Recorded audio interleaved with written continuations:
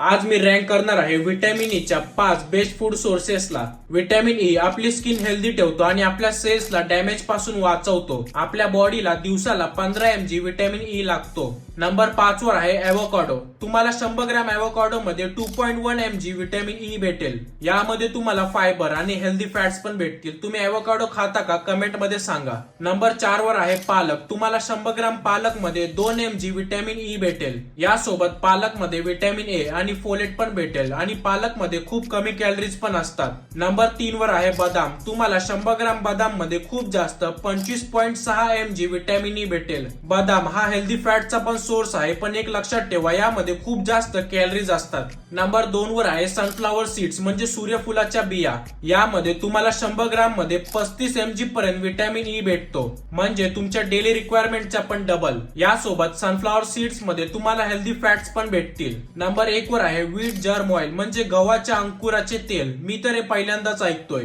याच्या 100 ग्रॅम मध्ये तुम्हाला 150 mg व्हिटॅमिन ई भेटेल। हा खरंच खूप जास्त आहे, पण मला वाटते तुम्ही या फूड सोर्सला इग्नोर करू शकता आणि व्हिटॅमिन ई साठी तुम्ही बाकीचे फूड सोर्स नक्की घ्या। हा व्हिडिओ सेव्ह करा आणि तुमच्या मित्रांपर्यंत शेअर करा।